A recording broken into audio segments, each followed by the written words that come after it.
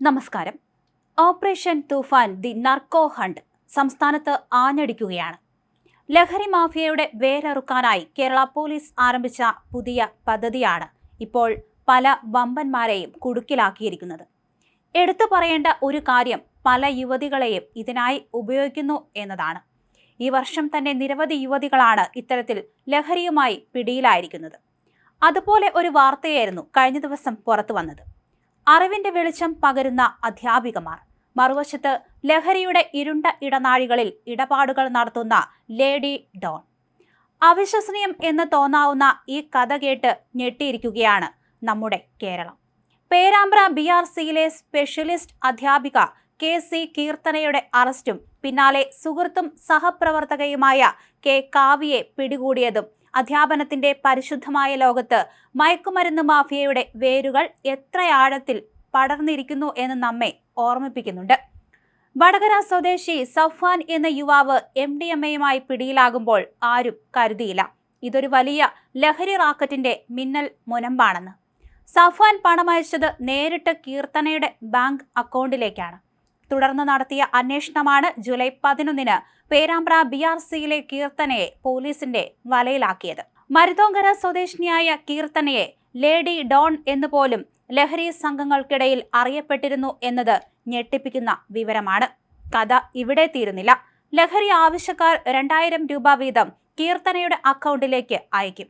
പണം ലഭിച്ചാൽ ഫോണിൽ ഒരു ലൊക്കേഷൻ മെസ്സേജ്, അവിടെ എത്തിയാൽ മറ്റൊരാളാണ് MDMA കൈമാറുന്നത്. കീർത്തന വെറും ഒരു ഇടനിലക്കാരി മാത്രം. എന്നാൽ കീർത്തനയുടെ അക്കൗണ്ടിലേക്ക് ഒഴുകിയെത്തിയ ലക്ഷക്കണക്കിന് രൂപയിൽ വലിയൊരു ഭാഗം മറ്റൊരു അക്കൗണ്ടിലേക്ക് പോയിരുന്നു എന്ന് പോലീസ് കണ്ടെത്തി.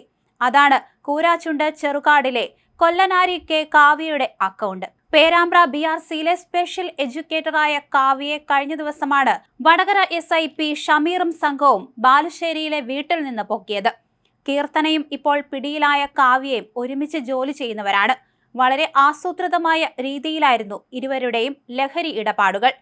അതേസമയം കരാർ അടിസ്ഥാനത്തിലാണ് കീർത്തന ജോലി ചെയ്തിരുന്നത്.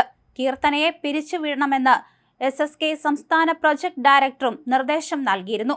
കാവ്യയും കരാർ അടിസ്ഥാനത്തിലാണ് സ്പെഷ്യൽ എഡ്യൂക്കേറ്ററായി ജോലി ചെയ്യുന്നത്.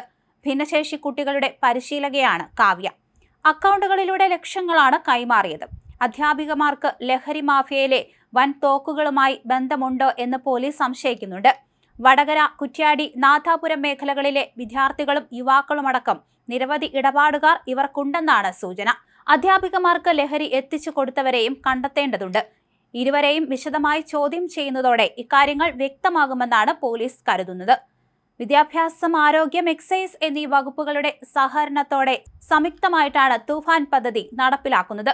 ലഹരി മാഫിയകൾക്കെതിരെ ശക്തമായ നടപടികൾ സ്വീകരിക്കുക, പൊതുജന പങ്കാളിത്തത്തോടെ വലിയൊരു ജനകീയ പ്രതിരോധം തീർക്കുക എന്നിവയാണ് ഈ പദ്ധതിയിലൂടെ കേരള പോലീസ് ലക്ഷ്യമിടുന്നത്. സിന്തറ്റിക് ഡ്രഗ്സിന്റെ അതിവേഗ വ്യാപനത്തെ പ്രതിരോധിക്കാൻ ഡിജിറ്റൽ യുഗത്തിന് അനുയോജ്യമായ രീതിയിലാണ് ഈ പദ്ധതി വിഭാവനം ചെയ്തിരിക്കുന്നത്. ലഹരി മാഫിയകൾക്ക് നിയമത്തിന്റെ കർക്കശമായ മുന്നറിയിപ്പ് നൽകുന്നതിനോടൊപ്പം സാധാരണക്കാർക്ക് പൂർണ്ണ സുരക്ഷിതത്വ ബോധം ഉറപ്പാക്കാനും ഈ ദൗത്യം ലക്ഷ്യമിടുന്നുണ്ട്. അതേസമയം ഓപ്പറേഷൻ തണ്ടറിന്റെ ഭാഗമായി കഴിഞ്ഞ ദിവസം നടത്തിയ റെയ്ഡിൽ MDMAയുമായി ഒരു യുവതിയും എക്സൈസിന്റെ പിടിയിലായിരുന്നു. തൃശൂർ സ്വദേശി അഷിക തൻവീറായിരുന്നു പിടിയിലായത്. അതേസമയം പാപ്പിനിശ്ശേരിയിൽ രാസലഹരിയുമായി യുവതി പിടിയിലായിരുന്നു. കല്യാശ്ശേരി 5-ാം പീടിക സ്വദേശി ഷിൽനെയാണ് എക്സൈസ് സംഘം അറസ്റ്റ് ചെയ്തത്.